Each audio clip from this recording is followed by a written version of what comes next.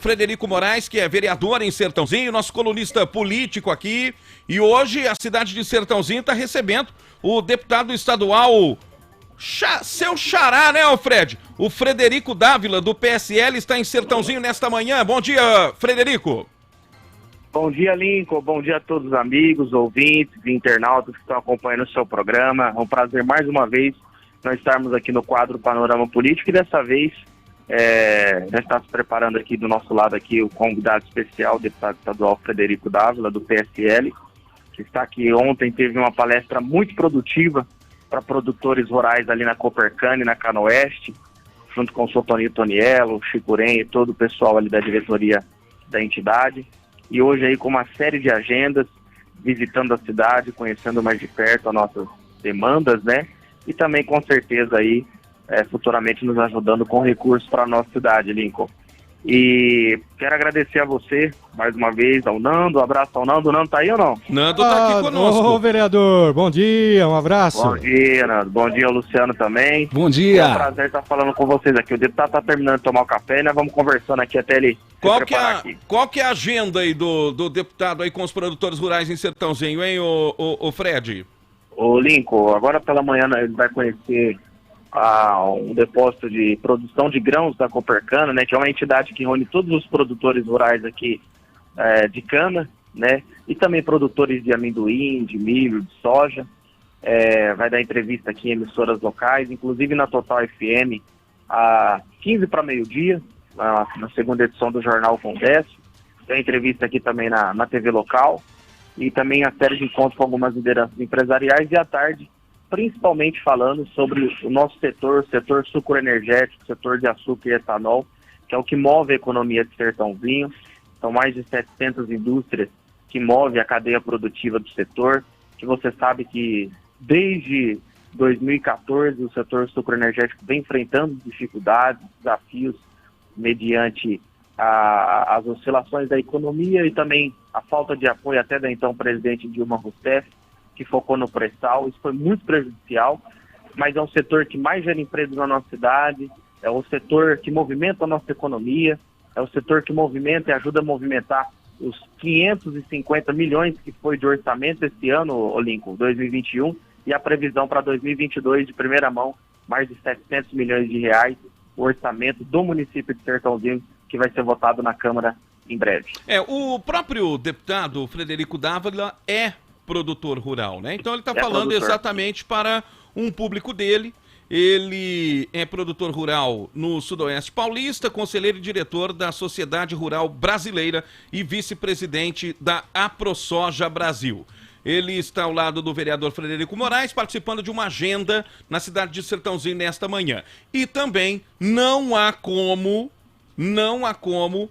não lembrar do episódio que envolveu o deputado Frederico Dávila neste ano, quando na tribuna da Assembleia Legislativa o deputado proferiu ofensas ao arcebispo de Aparecida, à CNBB e ao próprio Papa Francisco. E depois acabou pedindo desculpas exatamente no mesmo local, na tribuna da Assembleia Legislativa.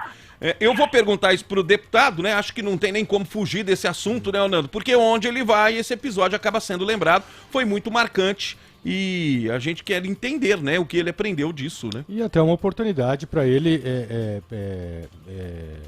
me fugiu a terminologia. Explicar, né? Trazer suas justificativas. Ele já explicou, né? Então reafirmar, na verdade, o arrependimento dele, que ele errou, sabe que errou, não é? Depois veio a público assumindo que havia errado, explicou os motivos, né? Psicologicamente pressionado por um assalto no dia anterior, com bandido até apontando revólver para criança, né, Fred? É uma série de fatores, né, que aconteceu, que o deputado vai explicar. Você sabe. E a AgriShow, que é o que movimenta, inclusive ontem na palestra ele ressaltou muito a importância da AgriShow. Em 2018 ele trouxe o presidente Bolsonaro na AgriShow para conhecer as tecnologias de ponta, que essa feira que tanto movimenta a economia de Ribeirão Preto e toda a nossa região.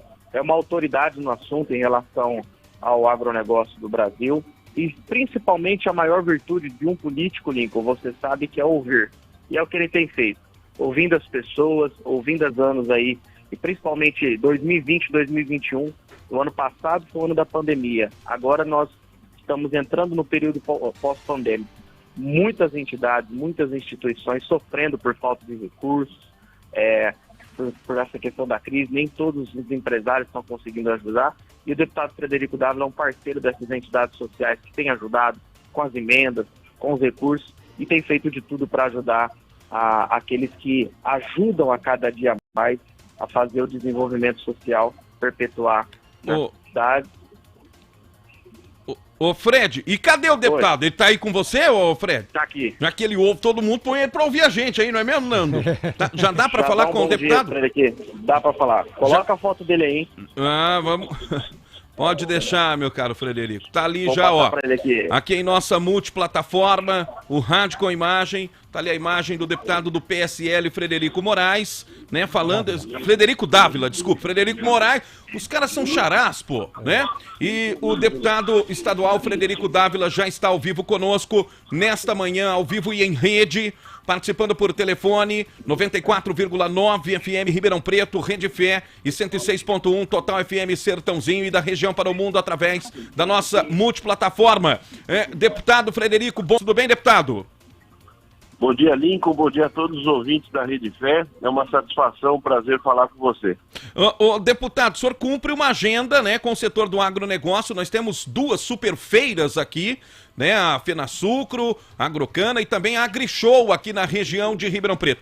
E nós ficamos sem essas feiras nos últimos anos em razão da pandemia. Elas voltam do mesmo tamanho no ano que vem, deputado? Olha, a expectativa é que volte, né? Afinal de contas, elas são plataformas de conhecimento de novas tecnologias, de vendas de equipamentos, de uma integração entre indústria e consumidor extremamente importantes.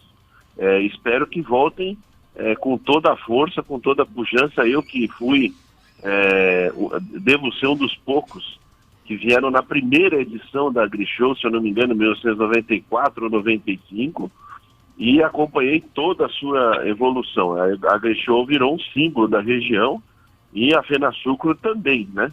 Então, espero que elas voltem com toda a força que tem e com essa demanda reprimida dos últimos 2 anos que elas não puderam ser editadas. O que o senhor sentiu aí no que diz respeito às demandas? Como é que o governo do estado tem olhado para os produtores rurais? A gente sabe que eles ficaram muito bravos, principalmente ao final do ano passado, com o aumento do ICMS, né? O Dória acabou aumentando absolutamente tudo. Como recuperar isso, deputado? Bom, Lincoln, você que é um profissional da comunicação sabe melhor do que eu que as câmaras municipais têm uma grande cobertura local, a Câmara Federal idem, mas as Assembleias Legislativas não têm uma cobertura midiática tão significativa quanto esses 2 outros poderes. E aí, nós ficamos entrincheirados por 2 meses e meio, obstruindo essa matéria, que era o famigerado PL 529 do governo, do governador João Dória, e após muita resistência da nossa parte, o governo, o Palácio dos Bandeirantes, o governador João Dória agiu pesadamente sobre outros deputados e por apenas um voto ganhou essa matéria que se transformou em lei, a Lei 12.593, que permitiu com que ele alterasse as alíquotas de ICMS de todos os produtos que são consumidos pela população paulista a seu bel prazer. Inclusive, Lico, é importante colocar aqui para a população que não deve saber isso, que não foi só o agro que foi atingido. Foram 32 itens da saúde. Quando eu digo da saúde, é desde cadeira de rodas até próteses ortopédicas, que foram aumentadas em ICMS durante a pandemia do Covid-19. Além disso, insumos importantes para a indústria farmacêutica, agulhas, seringas, filmes de revelação de chapa dos pulmões, enfim, uma infinidade de produtos relacionados à indústria farmacêutica e à indústria médica, né? Que são ligadas na categoria da saúde. Além de todos esses itens, nós tivemos também o incremento do ICMS para os produtos, para os insumos utilizados pelos agricultores, para vários alimentos que a população consome, tudo isso durante a pandemia, além de outros itens, como o Sertãozinho é capital da indústria de base metal mecânica, vários itens que usam aço, que são manufaturados, que são industrializados, também sofreram aumento graças a essa famigerada lei 12.593, patrocinada pelo senhor João Dória. Então, não é que ele só olha, não dá atenção só para o produtor rural, ele não dá atenção para ninguém, porque aumentar imposto de comida e remédio em plena pandemia demonstra que a pessoa não tem nenhuma conexão, nenhuma sensibilidade com o momento que as pessoas passam. É uma grande covardia contra o povo de São Paulo, né, esse aumento do ICMS e outros gestos do governador de São Paulo que parece não ter freio e, infelizmente, né, um pequeno grupo de deputados na Alesp tenta investigar, tenta contrapor ao governador, mas ele tem maioria e aí a gente lembra das chamadas emendas, o verdadeiro show do bilhão que o governador tem distribuído há um ano da eleição. Deputado, no campo político, o senhor é um deputado bolsonarista, é do PSL. O presidente Bolsonaro vai para o PL, já anunciou ontem. O senhor vai junto? Eu sou do PJB, partido do Jair Bolsonaro. Para onde ele for, eu vou atrás. Então o senhor vai para o PL também? Vou. Onde ele for, eu vou. Pode ter certeza que eu estarei do lado dele. Aliás, estão estimando que o PL tenha uma bancada, pelo menos lá no Congresso, de 65 deputados federais com essa ida do presidente para o Partido Liberal. O senhor já fez essas contas aí também na Assembleia Legislativa, deputado? Deve haver um incremento bastante grande, porque nós temos que aguardar a homologação da fusão do PSL com o Democratas, né? Para a gente poder ser liberado para ir para qualquer outra legenda que seja. Estou achando que é a primeira vez que o senhor anuncia já oficialmente vai mudar de partido, que vai junto com o presidente, hein? Ou não é? Não, eu já falei que onde ele fosse eu iria, né? O senhor vai para o PL, então. O senhor acha que é um bom caminho, deputado? Eu acho muito bom, não acho bom, acho muito bom. O deputado, ex-deputado, Valdemar Costa Neto, é uma pessoa que é conhecida no mundo político por cumprir palavra, né? E também conhece o presidente Bolsonaro da Câmara dos Deputados há mais de 20 anos, mais de 25 anos, pois eles conviveram juntos lá na Câmara dos Deputados enquanto deputado os dois, né? Então, existe aí uma afinidade no campo de confiabilidade mútua. O deputado, por outro lado, os oposicionistas ao presidente Bolsonaro vão, obviamente, se agarrar a esta situação e ele receberá críticas pelo fato de se, entre aspas, né, de se entregar à velha política. O presidente veio com um discurso, né, de que não ia se juntar a nenhuma figura da velha política, do centrão e etc. E agora se une a ela. O presidente, quem defende o presidente, estão preparados para essas críticas, deputado? Bom, na verdade as pessoas que fazer esse tipo de acusação não têm noção da realidade, porque a velha política perdeu, quem ganhou foi a nova política, que é o presidente Bolsonaro. Agora, se você for procurar aí, eu tenho uma entrevista, se eu não me engano, na Folha de São Paulo, de alguns meses atrás, ou no final do ano passado, que eu falo sobre essa questão de demonização do Centrão. Isso é um verdadeiro absurdo. O próprio Bolsonaro é egresso do PP, que era do Centrão. E nós sabemos muito bem que a gente não pode, no universo de 35 partidos que o Brasil tem, a gente ficar querendo achar que existe realmente 35 ideologias, né? Nós temos que ver no campo das ideias, no campo dos costumes, no campo do incentivo a geração de empregos, o respeito à propriedade privada, a conservação dos valores da família, que isso aí transcende o universo partidário. E é essa marca que o presidente Bolsonaro trouxe. Então, se fosse ele a velha política, provavelmente ele não teria sido eleito. Na verdade, é que muitos integrantes da velha política perceberam que ele é um modelo novo de política, ele é uma pessoa que é convictamente de direita, conservadora, e que é esse o espírito que o brasileiro deseja nesse momento.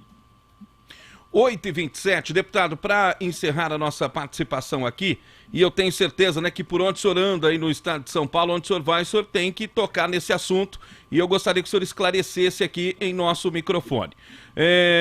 Quem não o conhecia acabou conhecendo através de um depoimento lá na tribuna da Assembleia Orlando Brandes, a CNBB, que é a Confederação Nacional dos Bispos, e o Papa Francisco de safados, vagabundos e pedófilos, durante uma sessão na Lespe. Depois o senhor veio e pediu desculpas e usou seus argumentos para justificar essa situação. O que o senhor aprendeu desse episódio, deputado? Eu aprendi algo que um deputado amigo meu, que vocês todos devem conhecer, o Coronel Telhada, falou para mim depois do episódio. Falou: Frederico, nunca desça lá com raiva. Descer lá na tribuna com raiva, provavelmente você vai sair dos limites da guia da estrada da razão, né? E foi exatamente o que aconteceu. Pena que ele não tinha me dado esse conselho antes, porque nem eu imaginava que eu iria descer lá para fazer aquele discurso. Eu não desci lá com a intenção de fazer aquele discurso. Aquilo foi tomando como se fosse uma chama flamejante durante o encaminhar do discurso. Não sei se você teve conhecimento, mas naquela semana eu já havia sido assaltado à mão armada de frente da minha família, no próprio dia 12 de outubro.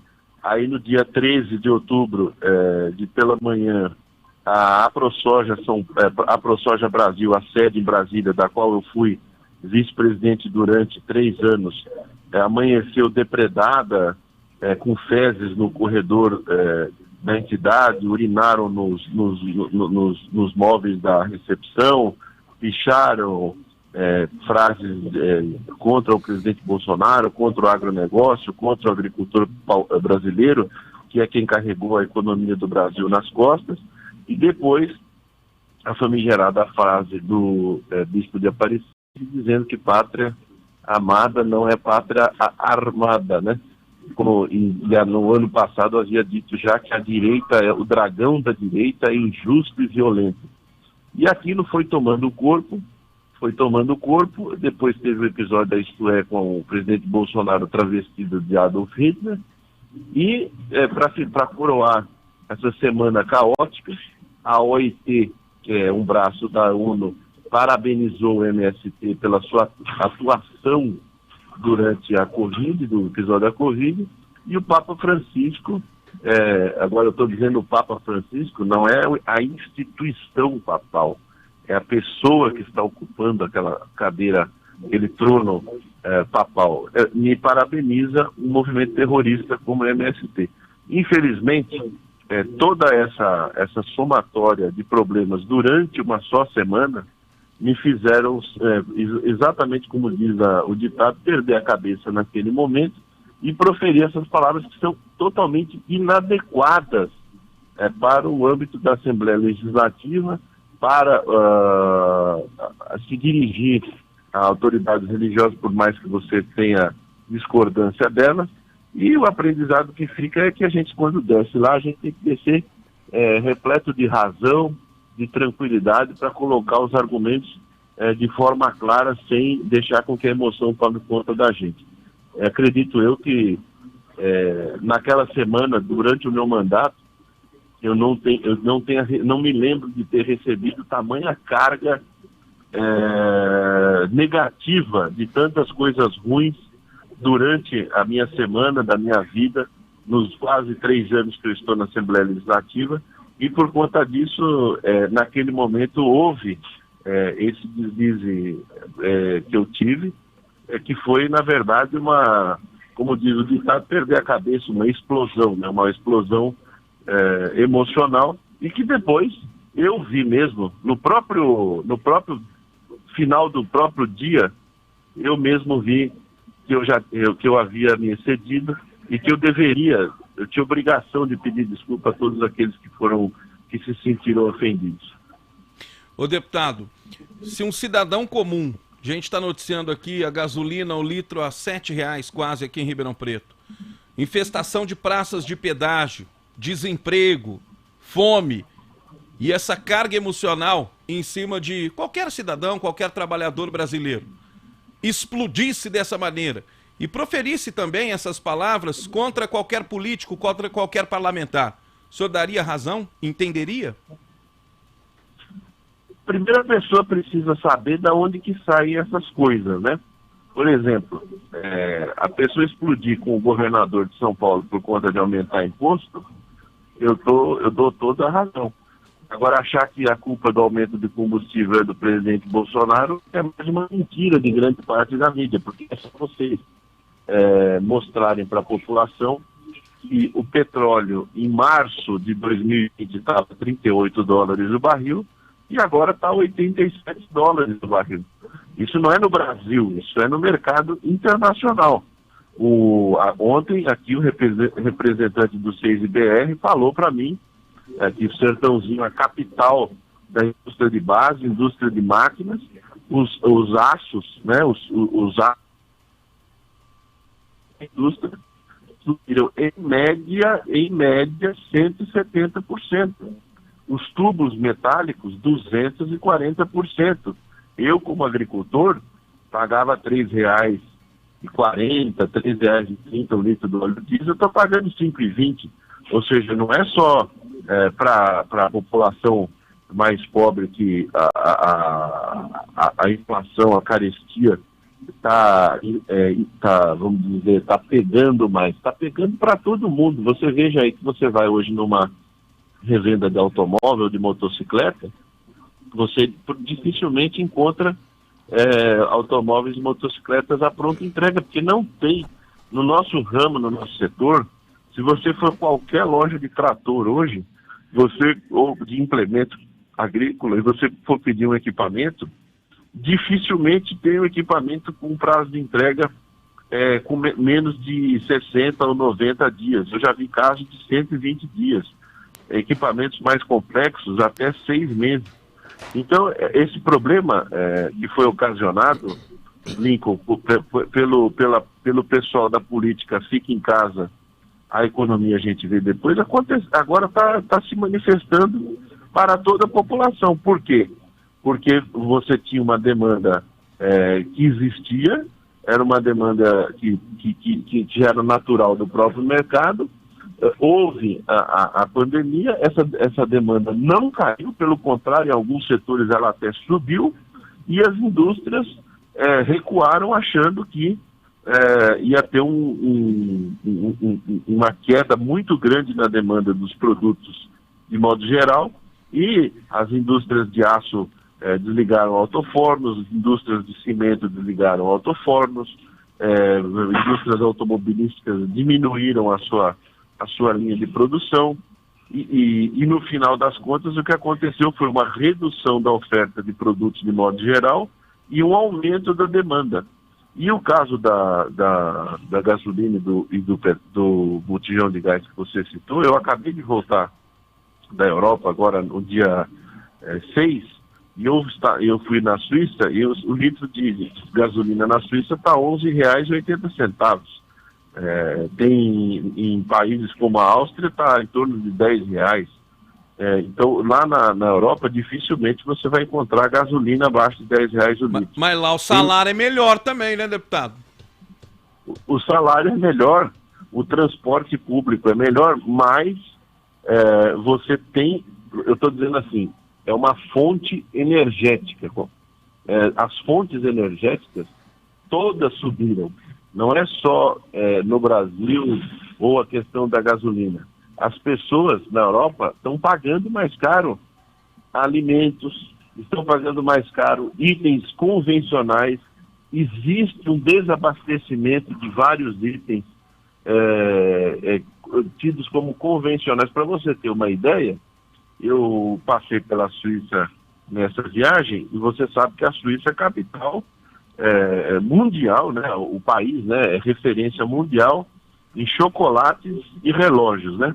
Para você ter uma ideia, a indústria relojoeira suíça parou quase que 80% da sua atividade, e hoje, se você for na Suíça, que é a casa dos relógios, né, dos famosos relógios suíços, você não encontra, eu acho que grande parte dos modelos, das marcas, dos mais variados preços que você puder imaginar de relógio suíço, você não encontra nas lojas. Então esse desabastecimento é política do fica em casa, a economia a gente vê depois. Deixaram de fabricar desde xícara de café, desde pneu, desde material médico hospitalar, até itens de maior complexidade. E aí a demanda não recuou, pelo contrário, como eu estou te dizendo, alguns itens até aumentaram a demanda, né? Então você veja aí essas grandes empresas de entrega, né, como a Amazon, tiveram um incremento de faturamento estratosférico por consequência das pessoas ficarem em casa e encomendarem, comprarem as coisas através da internet. Okay. Então é difícil a gente escolher culpados, porque se você for escolher culpados, a gente tem que ver quem foi que botou as pessoas em casa, trancou as pessoas em casa, não deixou elas saírem para trabalhar, lacrou estabelecimentos com máquina de solda, blocos de cimento. Não foi o presidente Bolsonaro, pelo contrário, ele queria abrir. E, por conseguinte, alguns governadores e prefeitos fizeram exatamente o contrário. Deputado, da minha parte, muito obrigado por sua participação, pela entrevista. O Nando Medeiros tem um último questionamento a fazer com o senhor aqui no programa Voz Metropolitana. Obrigado ao deputado Frederico Dávila. Por favor, Nando. Deputado, obrigado, bom dia. Obrigado. Seja muito bem-vindo aqui à nossa região, à nossa casa. Sinta-se acolhido, viu? E muito bem recepcionado aqui no nosso cantinho aqui do estado de São Paulo. Viu, deputado? Cantinho nada, aqui é muito bonito, é muito bonito, é muito gostoso, é muito singular aqui, Sertãozinho. Sertãozinho, Ribeirão Preto, toda essa região aqui é uma região fantástica, não é? Deputado, se o senhor me permitir, eu queria uma consultoria do senhor, eu preciso aprender. Eu sou um jornalista especializado em esporte, em futebol, e há pouco tempo convivendo com as questões políticas. Eu tenho uma informação e eu queria que o senhor me ajudasse, se ela não for totalmente verdadeira, inclusive. A indexação do petróleo brasileiro ao dólar, a dolarização, foi proposta pelo ex-presidente Michel Temer em 16 ou 17.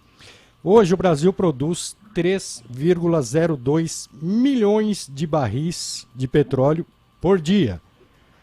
Sendo assim, se um ex-presidente dolarizou, um atual presidente, um futuro presidente, pode desindexar, desdolarizar, para que automaticamente o que é produzido no Brasil seja vendido em real e, consequentemente, barateado esse custo?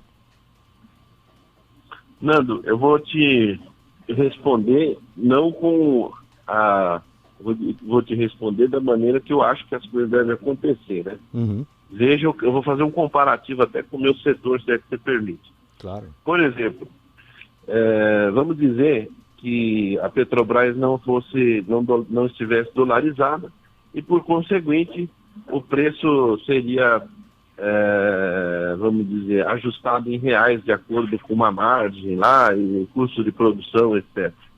Ok. A Petrobras, sendo uma empresa de capital aberto, e onde existem vários acionistas, haveria um questionamento por parte desses, dizendo que a companhia está perdendo oportunidade de ter resultado, porque o petróleo no mercado internacional está comercializado a $86 e que aqui não está dolarizado e que poderia estar comercializado a, sei lá, 50 e poucos dólares e o preço da gasolina, de óleo diesel está mais barato. Bom, existiria uma reclamação dos investidores, daqueles detentores de ações da Petrobras, etc. E tal. E até o país mesmo, que é o dono da Petrobras, estaria perdendo resultado da companhia. Quando você pega um produto, uma commodity, como o petróleo, aí você vai falar para mim assim, vamos privatizar a empresa. O que aconteceria? Você acha que a empresa privatizada, se fosse uma Exxon, uma Texaco, uma Shell, etc., iria vender esse petróleo mais barato do que no mercado internacional por qualquer outro motivo? É óbvio que não. É que nem o produtor de cana aqui da região, o produtor de soja. Se a soja está cotada no mercado internacional a tantos dólares a saca, o produtor vai vender sempre pelo menor preço. O produtor de cana vai vender a sua cana, vai sempre buscar o melhor preço. Sempre todos irão buscar o melhor preço do seu produto enquanto commodity.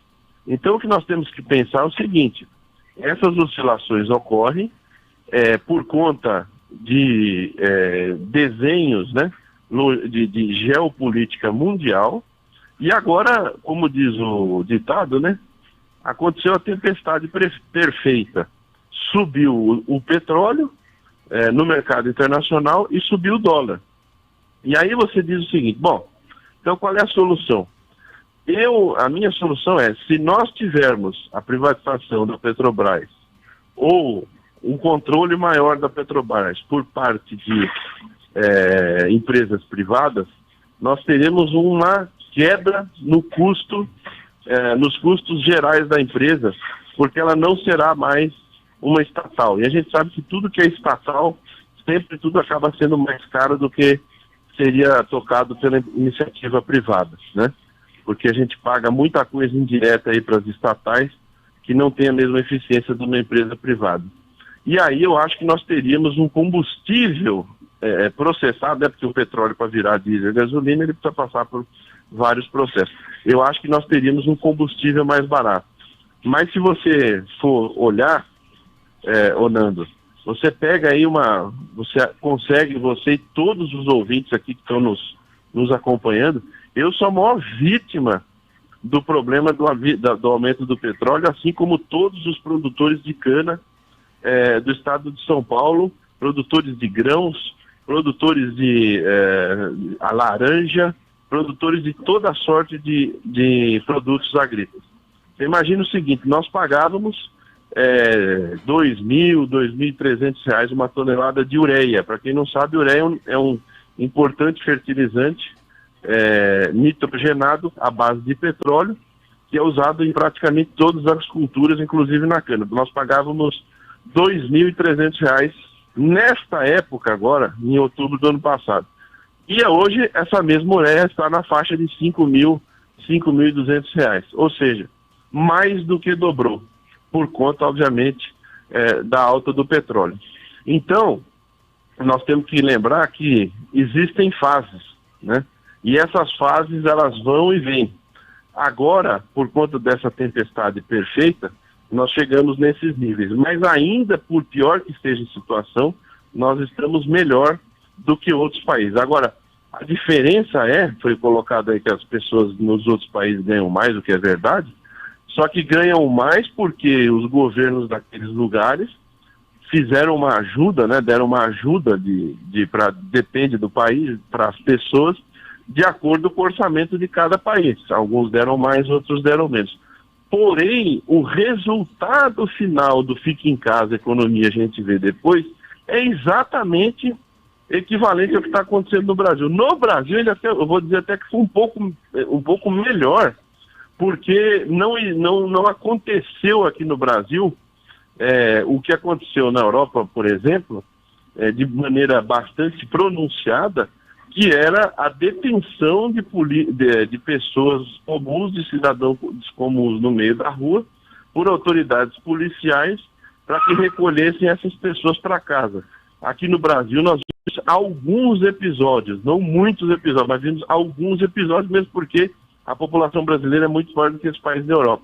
Agora, tudo isso sem medo nenhum de estar errado, é fruto do Fica em Casa, Economia, de a gente viver depois.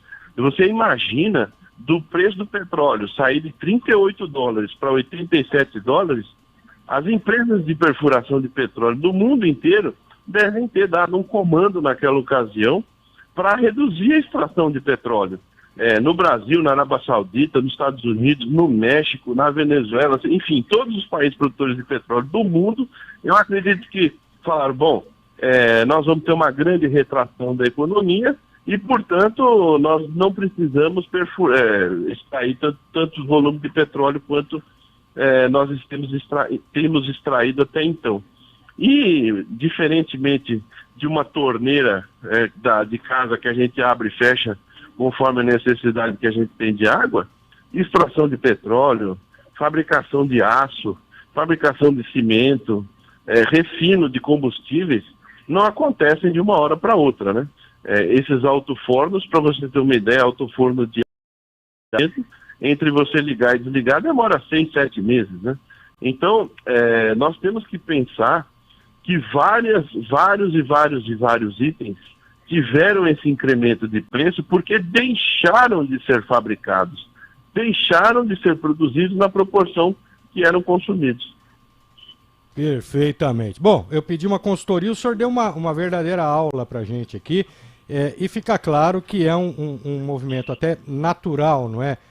A gente colocar aqui a necessidade da população de ter um combustível mais barato e a necessidade dos empresários, dos investidores, dos acionistas, né? Um conselho de administração da Petrobras, por exemplo, seria radicalmente contra a desindexação nesse momento, porque é onde eles estão ganhando dinheiro. Como é que a gente acha um caminho do meio, deputado, para que os acionistas, não é, tenham uma menor perda e a população, a nação inteira, tenha vou até chamar de benefício, né? Porque dá para chamar de benefício hoje ter uma condição melhor, não só para o cara passear de carro, não, mas como o senhor mesmo citou, os caminhoneiros, o óleo diesel, enfim, o próprio escoamento, né, da produção nacional, para que a gente tivesse um equilíbrio. Existe um caminho do meio, deputado? Olha, o que acontece? Se fosse empresa, como eu falei antes, né, fosse empresa privada, nós não íamos ver ninguém aí vendendo produto abaixo do preço de mercado, tá certo? Uhum.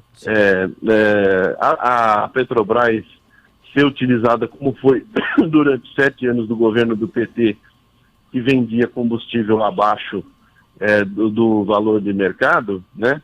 Você lembra muito bem ao que serviu a Petrobras dando uma sequência de resultados de prejuízo, uma corrupção medonha, né? O setor sucroalcooleiro, que é aqui, o coração é aqui a região de Ribeirão Preto, Sertãozinho, foi massacrado pela política de restrição de preços da presidente Dilma e do presidente Lula na época, né? Mais especificamente da presidente Dilma, que deixou 7 anos a gasolina praticamente congelada, massacrou o setor sucroalcooleiro, várias usinas fechadas. Em São Paulo foram mais de 70 usinas que fecharam por conta dessa política.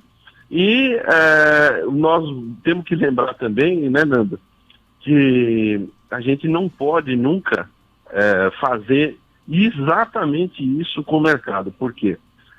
Quando você começa a pagar algo muito barato demais na conta, tem alguma coisa errada. Porque uma hora vai vir a conta. É a história a história de a conta chega. Uma hora vai vir a conta. Então você veja, ano passado, como eu falei, $38 o barril de petróleo. Chegou no pico da pandemia, naqueles dias mais acirrados da pandemia, o barril de petróleo chegou a $25. Tudo bem que foram alguns dias, mas chegou a $25. E o preço que comumente estava sendo praticado era em torno de $45, $46, que era aquele preço de gasolina que nós estávamos acostumados. Agora nós temos quase o dobro desse valor, $87, e hoje eu não vi o mercado de manhã, mas deve estar 87,70. Por quê? Porque durante os meses subsequentes de março, abril, maio, junho, julho, agosto de 2020, existiu uma política mundial de redução na extração de petróleo. E não foi só no petróleo, foi minério de ferro, foi rocha de cimento, foi cobre, foi estanho. Você vê hoje, para você emitir um cartão de crédito ou comprar um computador, tem fila, porque o cartão de crédito hoje que você tirava no mesmo dia ou no dia seguinte no banco, não tem, porque não tem chip. Não tem a matéria-prima que você faz, o chip, se eu não me engano, é o lítio, que é extraído em pouquíssimos lugares do mundo. Hoje você não acha facilmente no mercado. Então hoje você, para emitir um cartão de crédito, são 15, 20 dias um cartão de banco, esse que a gente usa para sacar dinheiro ou fazer compras. Então você vê que não é um item só. Luvas, isso eu vi, não é que me contaram, não, isso eu vi, um pacote de luvas, dessas luvas de látex, utilizadas em procedimentos médicos, cirúrgicos, saíram de 12, 13 reais a caixa para 100 reais a caixa, por causa da demanda elevada e da retração na produção. Isso tudo, como bem disse, eu sinceramente vou dizer para você que não tinha dimensão do tamanho do problema que ia acontecer, que o presidente Bolsonaro falou do fique em casa, a economia a gente vê depois ia matar a economia. Eu achava que ia existir uma carestia, mas do jeito que aconteceu, eu sinceramente digo para você com todo do fundo do meu coração que eu nunca imaginei que poderia ser tão grave da maneira que foi. Você veja até item básico, papel higiênico, tudo que é derivado de papel. A celulose explodiu no mercado internacional, o preço da celulose. É que a gente não está reparando tanto comparado com outros itens, como é o caso do combustível e dos derivados de aço. Então, Nando, nós estamos numa encruzilhada provocada por essa política de restrição de impedimento das pessoas trabalharem e produzirem.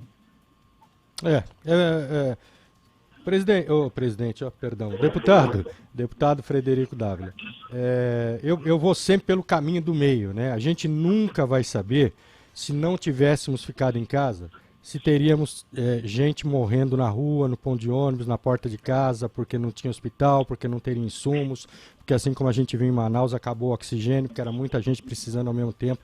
Então a gente nunca vai saber como teria sido se não fosse como foi. Talvez, se tivesse sido ao contrário, estaríamos lamentando aqui de uma outra forma. Mas, enfim, o que importa é vencemos essa primeira parte e agora temos a segunda parte, que é o grande desafio de superar tudo isso e tentar voltar a um patamar de normalidade em que todos consigam aí a sua sobrevivência, tanto os empresários como a população de uma forma geral. É o que a gente pode desejar para o nosso semelhante, para o nosso irmão, né, deputado? O importante colocar dentro dessa sua fala, que foi importantíssima agora, é que depois de 1 ano e 9 meses, 10 meses de experiência mundial com Covid, nós não verificamos nenhuma receita que possa ter sido comprovada como correta, ou melhor, né? Nós tivemos países como a Suécia, que não fizeram nenhuma restrição. Nós tivemos países com enormes restrições, como foi o caso da Inglaterra, e alguns países como a Alemanha, Suíça, Áustria, etc. Tivemos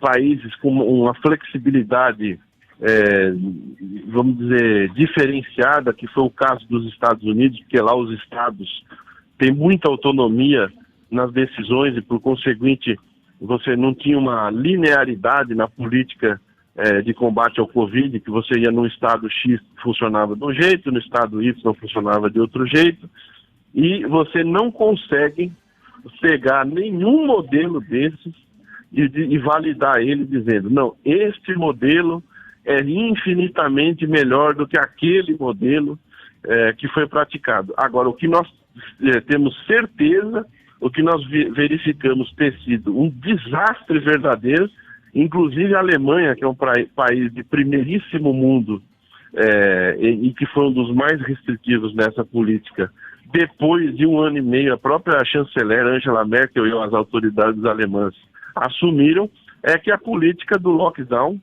foi um fracasso verdadeiro, inclusive na disseminação de doenças, porque uma coisa a gente está no Brasil, né, que o inverno aqui dura poucos dias, vamos dizer, o frio intenso aqui dura poucos dias, não tem neve, etc., e não acontece o que acontece na Europa, que as pessoas ficam em casa praticamente 2 meses, né, uma vez que lá amanhece 8 horas da manhã, e 3h30 da tarde já está escuro, as pessoas dependem muito de calefação dentro das casas, e você, em vez de aglomerar as pessoas na rua, aglomerou as pessoas em casa. Então não existe nenhuma receita que você possa dizer, esta receita está comprovada ou é melhor do que aquela, e coisa e tal. E também não existe grupo de vulnerabilidade singular, porque eu tenho amigos, conhecidos, próximos. Eu tenho um amigo de 37 anos, que era um touro de forte, que veio a falecer no prazo de 1 semana. E tem um outro amigo que tem sobrepeso, é operado de safena, tem triglicérides alto, tem a glicose alta, tem o colesterol alto, pegou o Covid e é a mesma coisa que não tivesse acontecido nada. O que nos mostra que a doença também não tem um padrão específico. Portanto, não dá para a gente validar nenhum desses métodos, porque eles têm vantagens e têm falhas. Agora, a questão econômica é que, é muito simples, deixaram de ser fabricados produtos que a população continuou demandando. Uma vez que aconteceu isso, durante muito tempo, houve essa escalada de preços, que hoje você pega um carro que era dito chamado popular, custa quase R$100 mil, né? Isso aí é inacreditável. Agora, de novo eu posso dizer para você, a economia depende de produção e consumo. Quando sobra produto, o preço cai. Quando falta produto, o preço sobe. Nós estamos com uma série de itens básicos que foram restringidas da sua produção e, por conseguinte, houve essa explosão de preços. Isso é uma coisa muito fácil de ser observada. Muito bem. O deputado Frederico Dávila, quero primeiro me desculpar, temo ter abusado do tempo, espero não ter comprometido a agenda do senhor aí, mas agradecê-lo imensamente pela colaboração, a contribuição que o senhor, valorosa, diga-se de passagem, o senhor acaba de dar para todos nós aqui, viu, o deputado? Estaremos sempre à disposição aí da Rádio Fé. Obrigado, Nando, pelas perguntas. Afinal de contas, a gente tem a missão, o dever de explicar o que a gente toma conhecimento para a população, e também agradecer ao Lincoln aí pelo espaço, e agradecer a todos que estão nos ouvindo até esse minuto, e dizer que eu estou maravilhado aqui com a cidade, e creio eu que o Sertãozinho vai ter uma retomada bastante pronunciada, bastante grande, bastante efetiva, dada a sua pujança empresarial, a sua capacidade de trabalho e a referência que é no universo metal mecânico da indústria de base. Obrigado, deputado Frederico Dávila. Aqui nós simprão de tudo. Então aqui nós fala assim. O senhor passando pela Anhanguera, dá um cambote aqui e vem tomar um café com a gente, tá bom? Então nós é muito parecido, porque nós é bem parecido, que nós usamos botina. Deputado Frederico, um grande abraço. Se o senhor me permitir, deixa eu dar um abraço no vereador Fred aqui, nosso amigo. Ele tá aí pertinho do senhor, não? Tá sim, eu vou passar. Grande abraço, obrigado, viu? Obrigado a todos. Saúde. Frederico Moraes. Fechou, Lincoln. É o Nando, querido. Só pra te agradecer, viu? Lincão tá aqui comigo também. Tô voltando agora que eu também estava, assim como o deputado, concedendo uma entrevista, não é mesmo? Isso, é verdade. Mas pra agradecer... Muito bom, muito produtiva, né? Muito, Fred. Muito obrigado mesmo, viu? Um abraço, Fred. Eu que agradeço vocês, o Lincoln. Um grande abraço, um abraço ao Nando. É bom que fica tudo esclarecido e dentro desse quadro aí, as personalidades aí do mundo da política aí, a gente vai trazendo aí para você com a sua permissão, Lincoln. Obrigado, Frederico Moraes. Um abraço. 9-1.